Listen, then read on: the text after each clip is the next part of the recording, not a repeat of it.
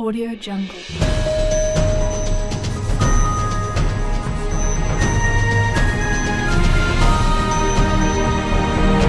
Audio Jungle. The mother of all bombs. It is the largest bomb in the Air Force arsenal. We targeted a system of tunnels and caves that ISIS fighters use. Years of pacificity are over. Donald Trump is saying, look, if you are our enemy, we are going to find you and we are going to kill you. We have a threat, we've promised to deal with it, and we're dealing with it right now. It's time to call out WikiLeaks for what it really is. Assange is a narcissist who has created nothing of value. He's a fraud, a coward hiding behind a screen. 100% for its publication. Assad is basically asking the world to believe him rather than our lying eyes that have all seen these videos. What happened to my dad should have never happened to any human being. This lawsuit, hopefully, will create a not just national discussion, but international. I can't hear you through the glass, but we'll see. We'll read your lips. We'll wave to you. Right. I think it's also important. You just pointed out, too, you have that press conference with that lawyer for the United Airlines passenger that's dragged out the plane. Longer than General Mattis's press conference earlier in the week explaining why we use 59 Tomahawk missiles. But the guy was really enjoying his moment in the sun. A little bit too much. The attorney? All right. He's dreaming of his payday. Yeah, obviously. He's going to get a big one. He's going to get paid a lot. His daughter's so adorable. She's cute. All right. Well, we start with this. A Fox News alert. 36 ISIS militants dead. They were killed when the U.S. unleashed the mother of all bombs, 22,000 pounds of dynamite. It is a show of force heard around the world this morning. Our own Leland Vittert, live from the White House with the latest on that. Leland, good morning.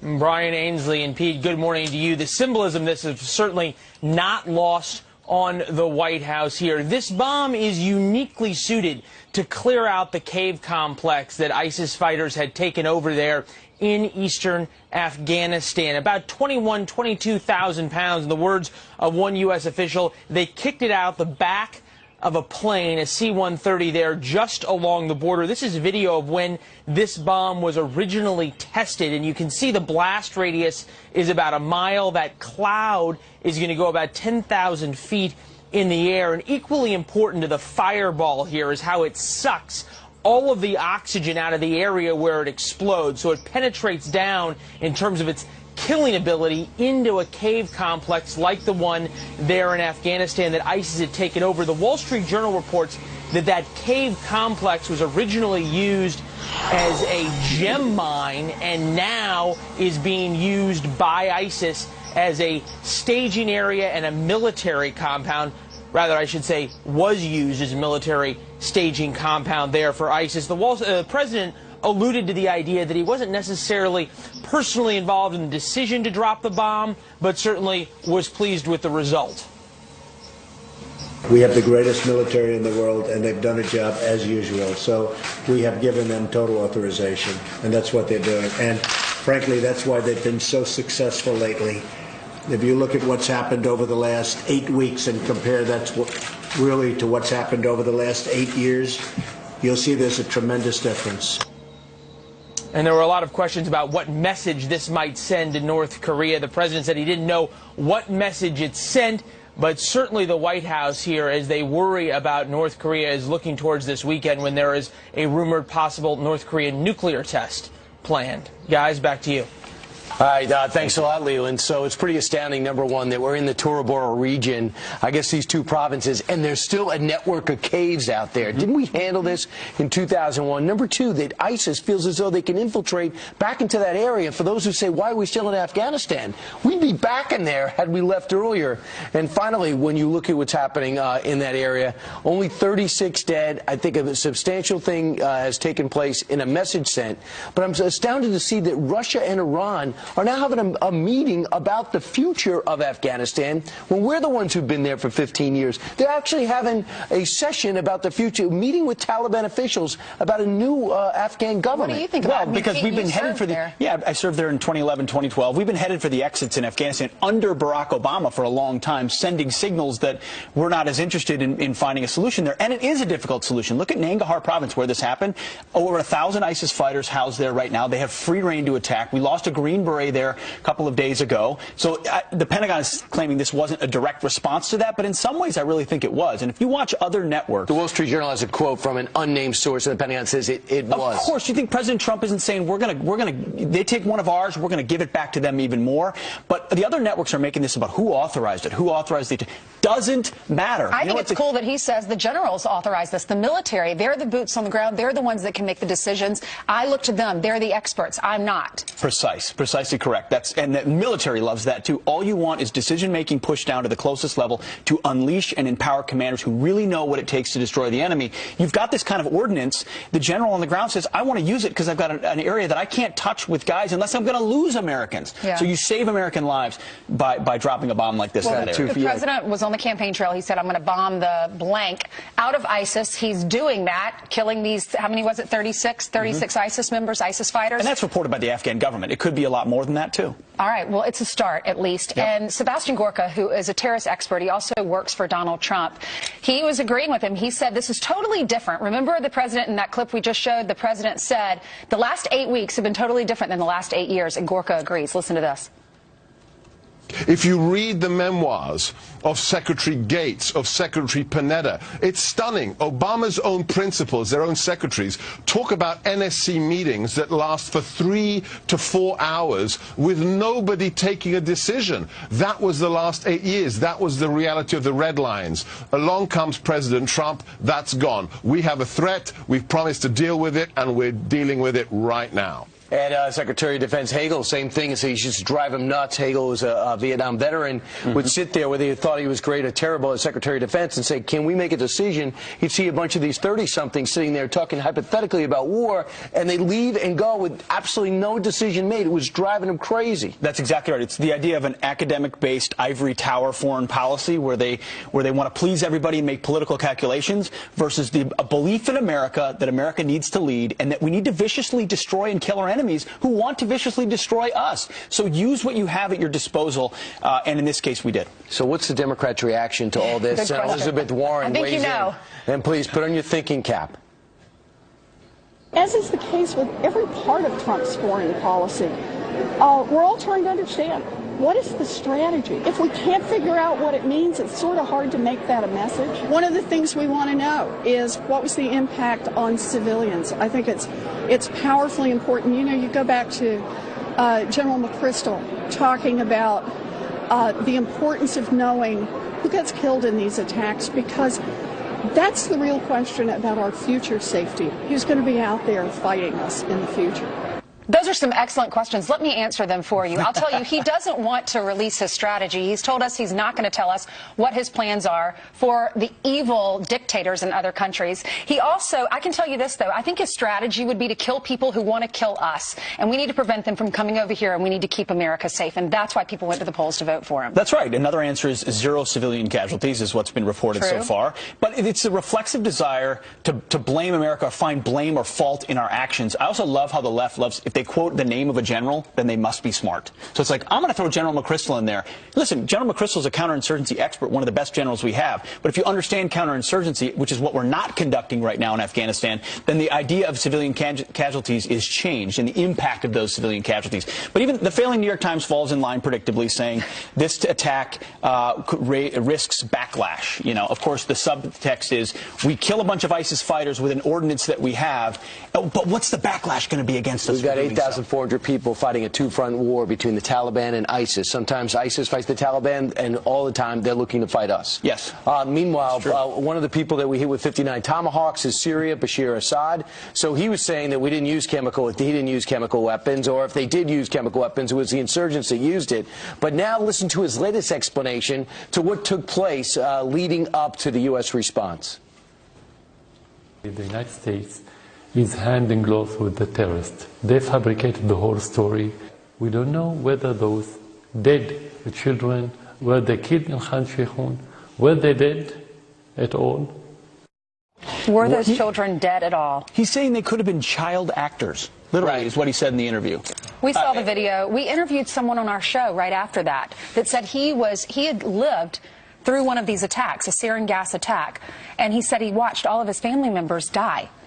This is what dictators do. They lie and deceive because they've got no other option. And, you know, the general folks that have reacted to the Moab in Afghanistan have said this is a tactical issue in Afghanistan. Of course it is. But it also sends a clear message, no doubt, around the world, to North Korea, to Syria, Bashar al-Assad, even the Iranians. We're willing to use the weapons we have to prevent terrible things from happening in this world. Take note. And I think they are taking note. I think some of those kids were 1 year old, 1.5. I don't think they're child actors. They don't know how to act.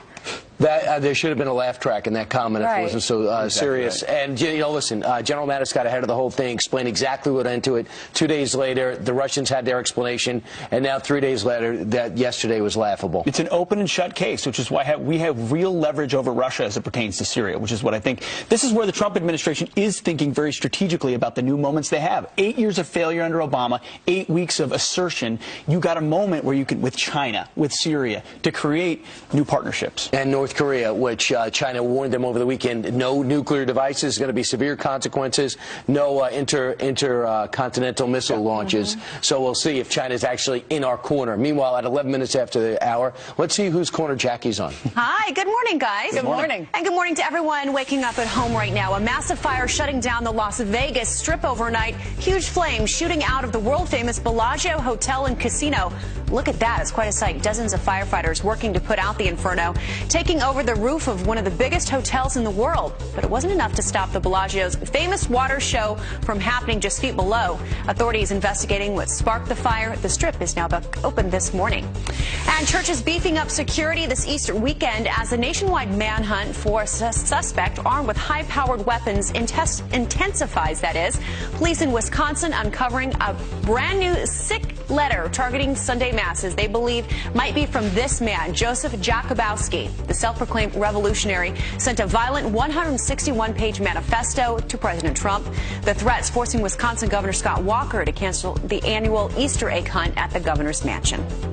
And the wife of the teacher accused of kidnapping his student, revealing he left her a note. Jill Cummins saying she never had a reason to doubt her husband, Tad, who police say is in Tennessee. They abducted 15-year-old Elizabeth Thomas, the two now on the run for a month now. I had no reason not to believe him. 31 years of marriage, you know, with no problems. Why would you not believe him? No matter. Cummins uses blood pressure medication. Authorities now telling pharmacies to be on alert. He will need a new prescription pretty soon. And those are your headlines. Back to you guys. All right. Wow. That's unbelievable. Crazy story. Yeah. All right. Thank you, Jackie.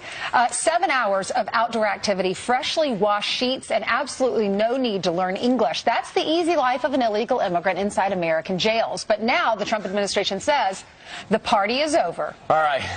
And we're following a Fox News alert now. You have 36 ISIS militants, maybe more, taken out by the mother of all bombs. Former Navy SEAL Carl Higbie is here to tell us the real message behind the attack, perhaps. And you cannot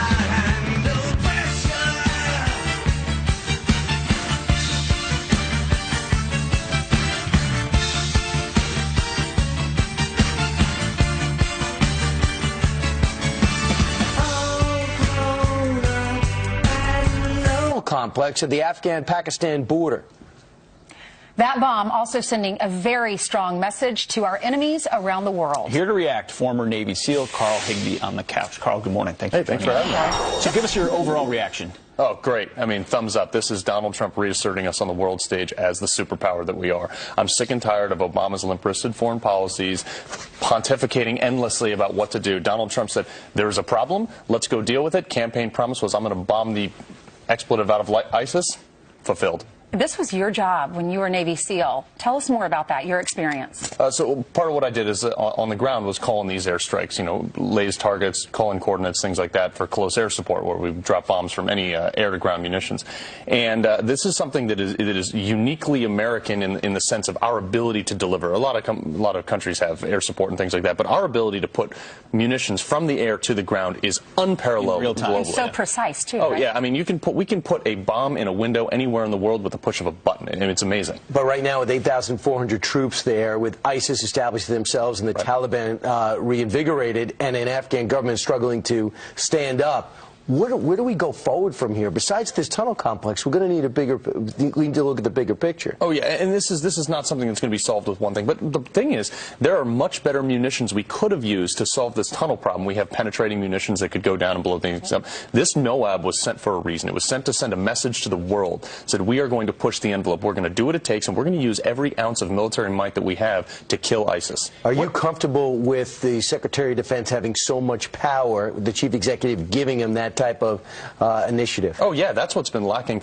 under Obama's 8 years, is the autonomy to fight a war as we see fit. I mean, look, you've had people, these bureaucrats running war scenarios that have never experienced war, that don't understand what they're doing, and Trump said, hey look, Mattis, you are the expert here. You do what you got to do, and I got your back. Well, and you were at JTAC in Afghanistan. You said you dropped upwards of 2,000-pound bombs. These are 10 times that. So you understand that force, but you got to have the ability to make a decision as a commander in theater, and that's what President Trump is giving to the. Well, that's what it was under when I was there in 2007 under Bush. We were able to drop bombs whenever we saw fit, whenever we said that our lives were in danger and we needed to.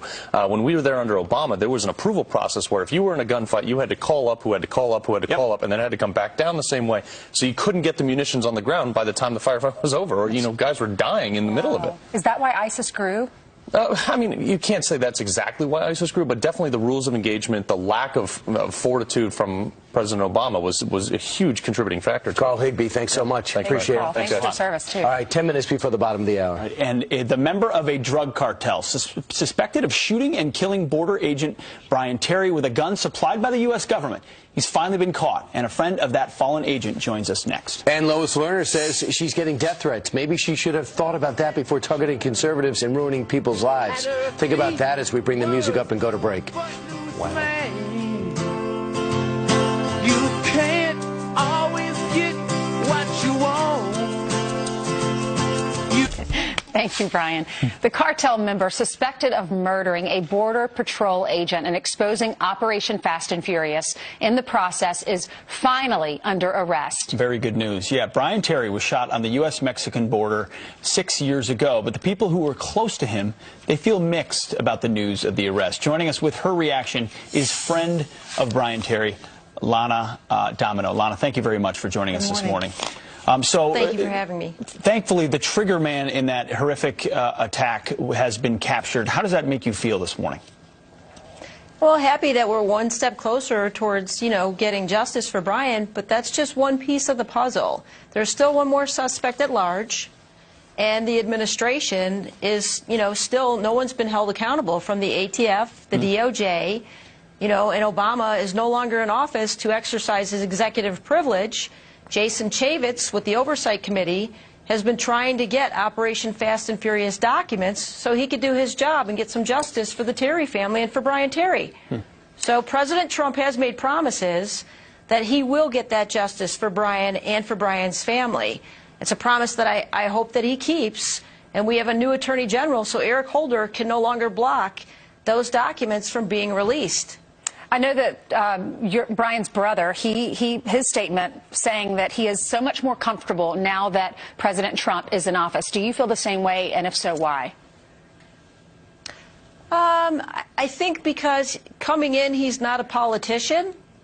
So I think, as he said in his campaign, he doesn't owe anybody any favors. Maybe there'll be some more transparency. Maybe there won't be a cover-up.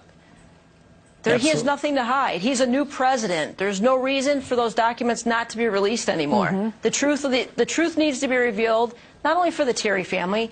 The American people are owed an explanation of a botched gun-running program that should have never existed. And not only do we have Brian Terry who died from it, we have Jaime Zapata. They sacrificed and gave their lives protecting our borders for our freedoms. And what did our government give them?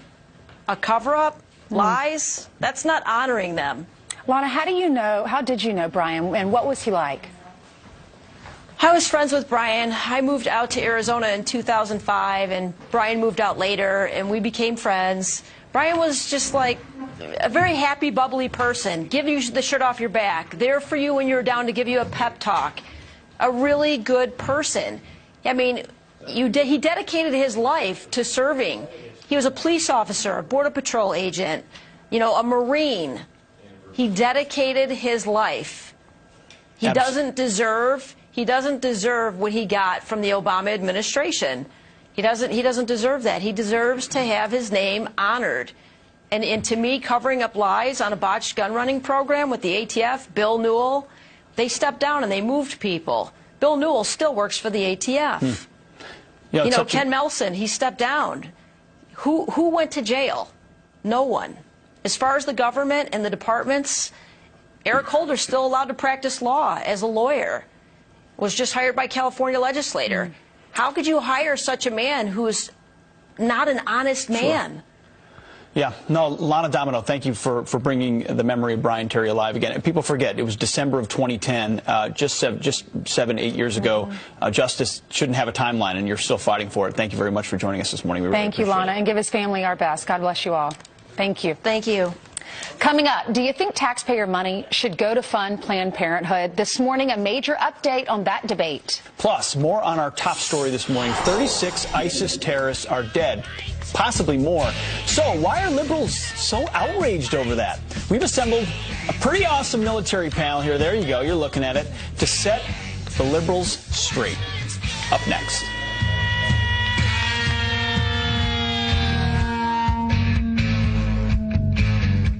We have incredible leaders in the military, and we have incredible military, and we are very proud of them. And this was another very, very successful mission. Wow, a Fox News alert now, and you heard about this. 36 ISIS militants taken out by a bomb known as the mother of all bombs, and President Trump calling it a success. So what is the message to the rest of the world? Is there one? Here to discuss is former Army intelligence officer, Lieutenant Colonel Tony Sheffield, playing outside right, former advisor to the United Nations and NATO commanders in Afghanistan. Andrew Peek is here, retired infantryman and Marine Corps Reserve, and New York Assemblyman himself, Kieran Lower. Kieran, welcome back to all of you. First off, this bomb drops in a region right on the Afghan-Pakistan border a week after one of our special operators is killed. How does that play into this? Yeah, I think it definitely sends a message that all options are on the table. Washington is no longer going to micromanage the war. You saw that President Trump gave authorization to use this if the situation presented itself a while ago. I think those are real positive developments and show that this president is very different than his predecessor. Let's look at what Afghanistan is right now. You have ISIS fighting the Taliban sometimes together, and one thing they agree is we're bad and they want to take us out. Andrew, how does this ground now changed with that bomb dropped? With 36 dead. Well, one of the most concerning developments in Afghanistan has been there's actually become a truce between ISIS and the Taliban since last summer. So what I would expect to see is increased cooperation even now going forward because of this bomb drop. You know, it's a propaganda victory. The United States is going after ISIS personally, and I think the Taliban prefers that it be the opposition faction #1 rather than ISIS. Colonel, you've been saying this for a while. In fact, ISIS has been coming back in there since 2014, and as long as they're there, there's no reason for us to ever leave because they directly are a threat to America. And more importantly, Brian, I think we have to understand there's ways we need to deal with them severely, sending the message about the fact we're going to go after them. And this bomb was used in such a way to send a message to the world and, more importantly, Pakistan. One of the issues has been, and will remain until we deal with it directly, is the safe havens in Pakistan. Every general I've talked to who's been in charge in Afghanistan bemoans the fact that we could not go into Pakistan and deal with the safe havens, which is how the Taliban and now ISIS is being able to kind of refuel, retool, and go back across the border. So this means, like we did with the bin Laden raid, Pakistan may well be back on the table. And in Pakistan, remember, Colin Powell famously says, you know, you're going to be with us or against us. You know, told them to get on board, and we were able to use it as a staging area right after 9/11. And for a while, they were complying, but they're not now. So do you think this would hurt actual recruitment for ISIS more than anything else? I think it does. You know, for a long time, if you were a potential jihadi, it looked like Allah was on your side and it was going to be a glorious cause. If you just got one of the 36, if you were just one of the 36 killed anonymously in a cave somewhere in Afghanistan, that's not so glorious. I think we've done something to stop ISIS's recruiting momentum with this. Andrew, get this. Russia, on Friday, will host high-level talks on Afghanistan with Iran, Pakistan, and Chinese diplomats. They say we can go if we want to. What's going on here? The Russians are playing a uniquely negative game on Afghanistan. You know, they're actually supporting the Taliban, who fought their allies, the Northern Alliance, for Islamic years. Extremists, This is how fundamentalists. much they hate America. This is how much they want to hurt American interests. They're supporting people who are diametrically opposed to Russian interests just to cause us some minor pain in Afghanistan. You know what's interesting, and Colonel, tell me if I'm overstating this. You have the 59 Tomahawk missiles last weekend. You have this this mother of all bombs yesterday, Right. and then Saturday in North Korea, they see our attack fleet right outside off their coast. Right. And I'm wondering what they're thinking today. Am I wrong to think that they're following all this? Oh, it's all related. Oh, absolutely. Look, we've had options again on the table regarding North Korea since I worked this in the 90s. The question becomes a matter of political will. Are we willing to do something? This is what's changed. The pattern that Mr. Trump has shown is that we're now willing to use military force as an extension of foreign policy. So if I were North Korea, if I were I would be taking this very seriously. And I'll just add this as we switch finally to Syria, and that is the Chinese president called our president unsolicited on Tuesday and warned North Korea yesterday, you've been no antics on Saturday. Right. And that might, in many cases, is unprecedented. Some say don't be naive. So yesterday, Syrian President Assad came out and made a statement that it wasn't even a real attack, and he even implied that they were child actors that pretended to die a brutal death. Totalitarian regimes are notorious liars. Who's their audience?